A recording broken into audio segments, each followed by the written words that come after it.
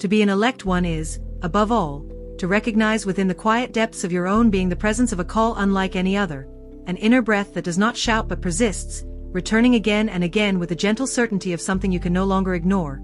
It does not mean being superior, nor destined in the spectacular sense that the modern world sometimes attaches to that word, but rather being someone who allows themselves to become transparent to a vaster light, someone who understands that life takes on its true meaning when one stops limiting oneself to a personal story and chooses instead to become a conscious instrument of something greater, older, and wiser. To be an elect one is to let yourself be transformed, to accept leaving comfort zones, false supports, and reassuring illusions, and to walk in a direction you may not always grasp rationally, but which you intuitively feel is right because it vibrates a secret inner chord that nothing else can make resonate with such clarity. It is knowing how to listen to that subtle voice that appears in moments of silence, in flashes of truth that cut through chaos, in the strange synchronicities that line the path like invisible beacons. The elect one is not someone who observes life from the outside. They learn to enter the deeper movement of things, to recognize signs, to read in silence, to feel the energy moving within and around them like a hidden river whose current invites them to step forward, again and again, toward a higher version of themselves. Being an elect one is not a status, but a commitment, not a privilege, but a sacred responsibility, to embody a certain degree of consciousness, peace, and discernment even when the world seems to forget its own light. It is choosing every day to stand in presence rather than distraction, in clarity rather than confusion, in love rather than fear. The elect one is not the one who knows everything, but the one who accepts to keep learning, to remain curious, to challenge their own beliefs in order to move closer to what is true. They understand that their strength does not come from certainty, but from the ability to remain open, receptive, humble. For true power is never in domination, but in deep alignment with what is right.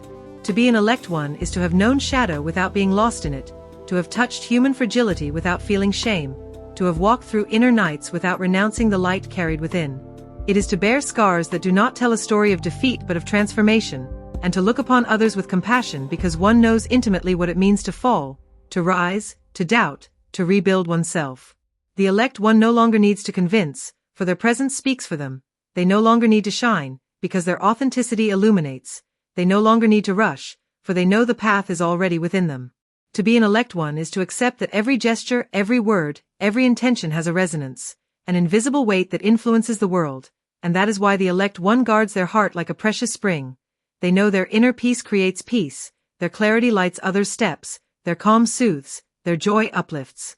It is hearing the call to serve not out of obligation but by nature, like a flower opening to the sun without effort because in doing so it fulfills what it was created to be. To be an elect one is to welcome solitude without fear, for one understands that it is in these quiet spaces that the soul speaks most clearly, yet it is also to know one never walks alone, that behind every moment of doubt there is guidance, subtle intelligence, a discreet benevolence accompanying each step. The elect one seeks not perfection but alignment, not recognition but truth, not admiration but usefulness, not escape from the world but illumination from within. Being an elect one is ultimately choosing to become a living witness of what a human being can become when they stop identifying with fear, wounds, and past stories, and instead walk toward the highest expression of themselves. It is knowing that light is not a gift reserved for a few but a responsibility accepted by those who are no longer afraid to carry it. And when one truly accepts this, when one opens to this inner mission, something changes. The gaze becomes deeper, gestures become more precise, speech becomes truer, presence becomes more soothing. To be an elect one is to become a point of balance in a moving world, a steady note in a chaotic symphony, a breath of hope in an era that often lacks it.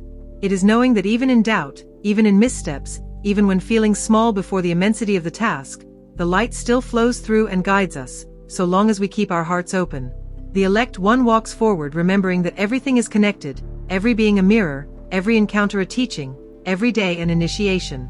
This expanded, humble, luminous awareness is what makes them not someone above others, but someone deeply among others, rooted in the earth, connected to the sky, and available to let pass through them whatever the world needs to hear, to feel, to receive. That is what it truly means to be an elect one, an inner journey, a gentle responsibility, a light carried not for oneself, but to illuminate the path of those who will walk after.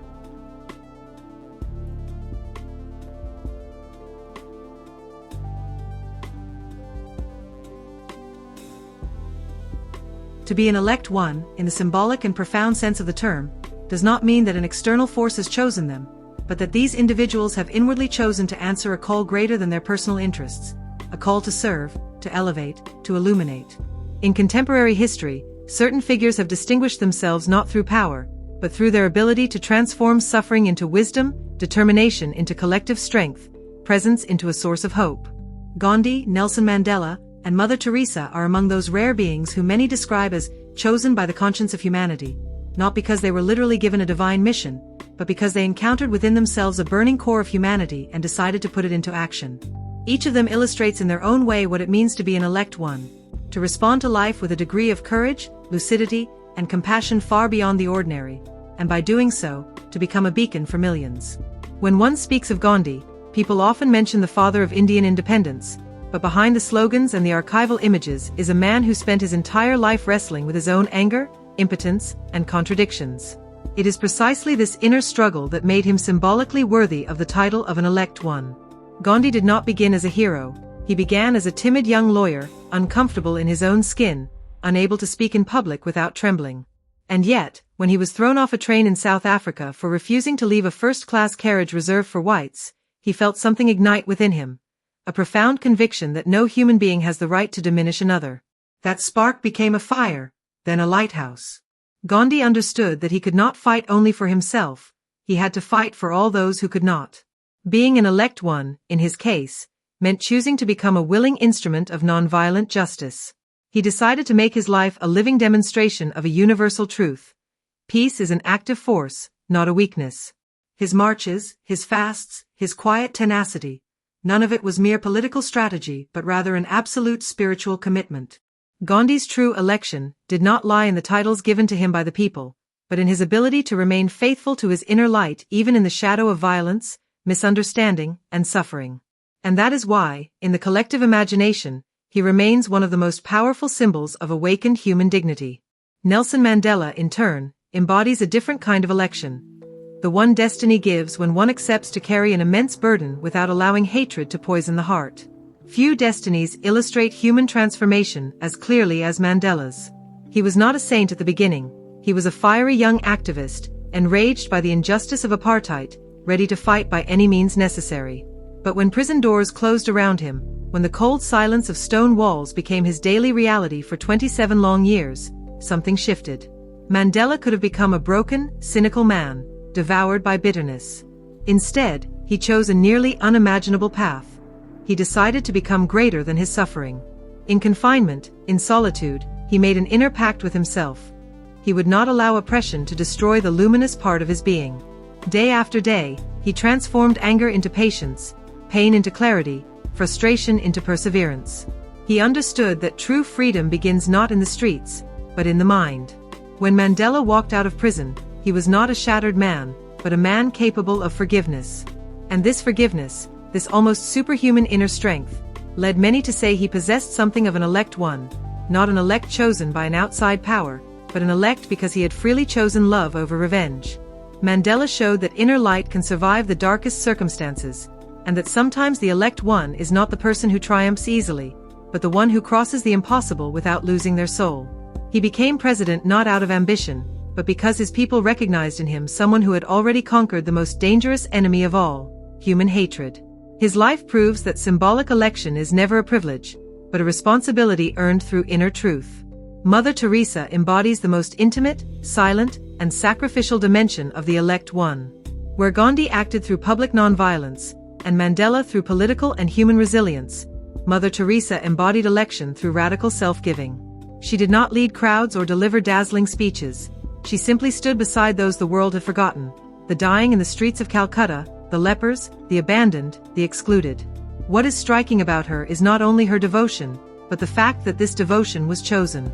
She could have lived a comfortable life within her religious order. She could have served without exposing herself so completely.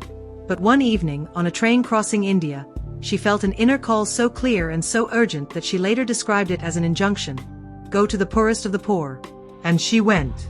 Being an elect one, for her, meant renouncing herself to become a presence of love where no one else wanted to go.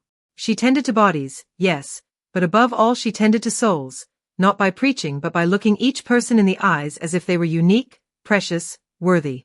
Even when she was overwhelmed by doubt, Even when she entered what she called her inner night, a long period of spiritual silence, she continued to act. And it is precisely this continuity, this constancy, that makes her symbolically chosen. Not a woman who always felt faith, but a woman who kept moving forward despite the apparent absence of light, as if she carried an indestructible flame within her. Mother Teresa was not a spectacular hero, but a hero of presence, tenderness, and unwavering commitment. And sometimes these humble, quiet, invisible figures embody the greatest power of the awakened human spirit. What unites Gandhi, Mandela, and Mother Teresa is neither religion, nor culture, nor historical context. It is the fact that all three answered an inner call. They each accepted in their own way to let their lives become a form of service.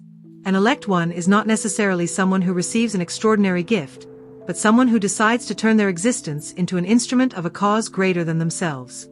Gandhi responded to injustice by offering non-violence. Mandela responded to oppression by offering forgiveness. Mother Teresa responded to abandonment by offering love. They made their lives into a message, their presence into a light, their suffering into a path. And this is what makes them exemplary.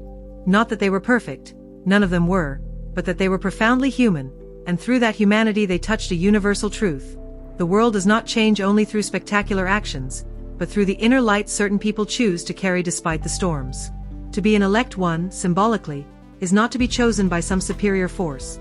It is to be chosen by life itself because one has had the courage, one day, to choose oneself, in the greatest, noblest, and brightest version of who one can be. Gandhi, Mandela, and Mother Teresa are not elect because history glorified them, but because history recognized in them what so many humans still seek: the living proof that a single person, through inner determination, can alter the trajectory of human dignity.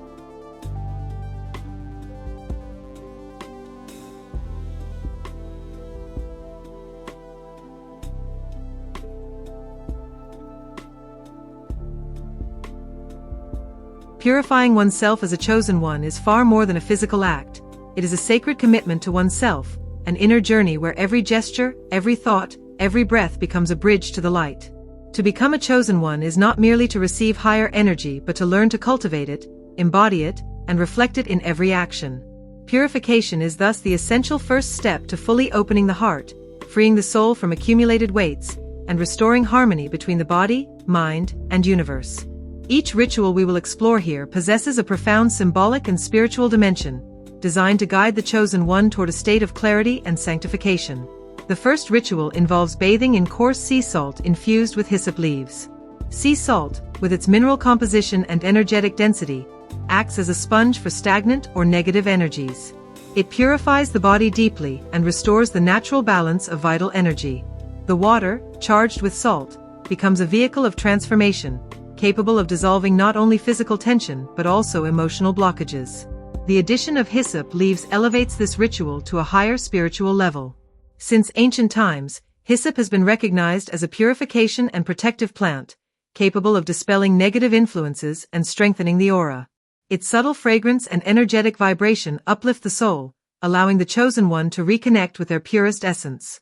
To perform this bath, it is recommended to prepare the water by infusing the leaves in the salt, then focus on each gesture: pouring, immersing, breathing deeply.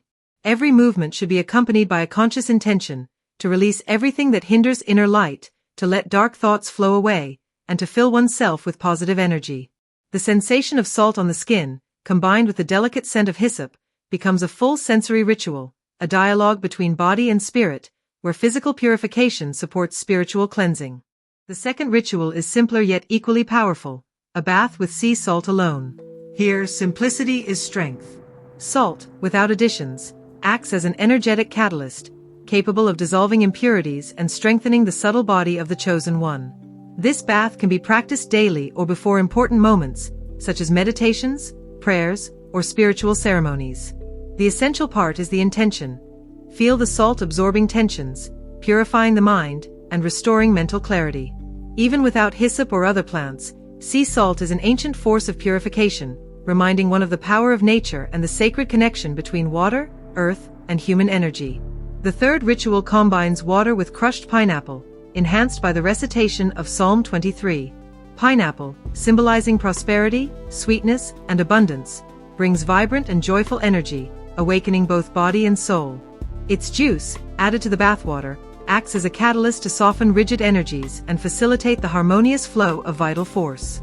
Psalm 23, recited with attention, becomes a protective envelope, guiding the chosen one through the ritual and reinforcing a sense of security and divine belonging. Each verse spoken during the bath activates awareness and inner feeling, transforming the simple act of washing into active meditation, where body, mind, and soul synchronize to receive the light.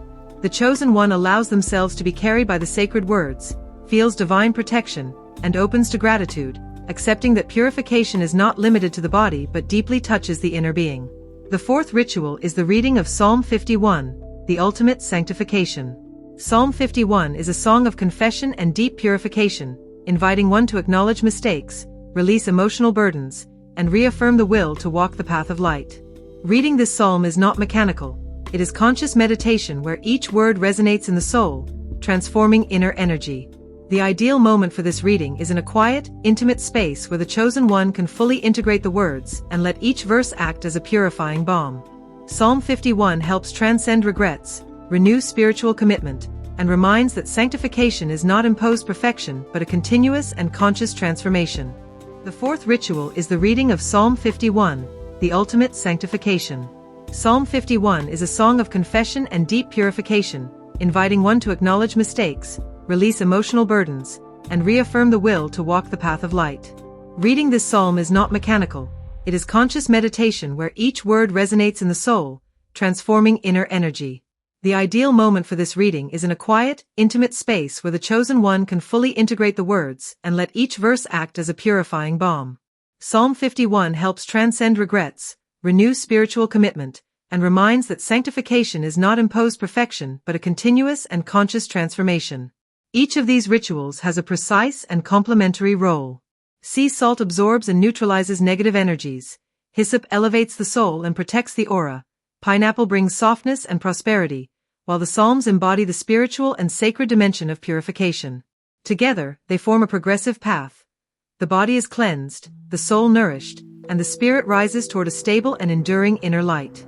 The chosen one then understands that purification is not just about removing negativity, but about creating a sacred space within, where light can flow freely, personal vibrations synchronize with the universe, and every daily act becomes a conscious offering. Purifying oneself as a chosen one also implies repetition and consistency. These rituals are not one-time acts. They must be practiced regularly, as each gesture strengthens the connection to light, deepens awareness, and opens new doors of understanding. Purification is not a goal but a continuous process. Every bath, every recitation, every conscious breath contributes to forming an inner shield, restoring balance, and preparing the chosen one to receive and radiate higher energy. Regular practice of these rituals maintains mental clarity, increases spiritual sensitivity, and strengthens the will to walk the path of light, even in a world full of distractions and unstable energies. Finally, the importance of intention and consciousness in these rituals cannot be overstated. The physical elements, salt, hyssop, pineapple, water, are tools, but it is the presence, focus, and faith of the chosen one that truly activate the power of purification. By aligning each gesture with clear intention, breathing deeply, and fully embracing the experience, the chosen one transforms a simple bath or reading into a living ritual, capable of resonating at all levels of being. Purification thus becomes an act of self-love, a sacred commitment to elevate one's vibration and walk with integrity, clarity, and compassion. Purifying oneself as a chosen one ultimately means breathing light, walking in clarity, and radiating the energy of the soul. Each ritual, each gesture, each word spoken is a conscious offering, a stone laid on the path of elevation. Water, salt, hyssop, pineapple, and psalms are not merely physical instruments. They are symbols of transformation, vehicles for the soul seeking liberation from shadows, reconnection to inner strength, and becoming a channel of light for the world. Through this purification, the chosen one discovers that true greatness lies not in power or external recognition, but in the ability to live in harmony with oneself and the universe, walking each day in light and offering one's pure energy to all who cross their path.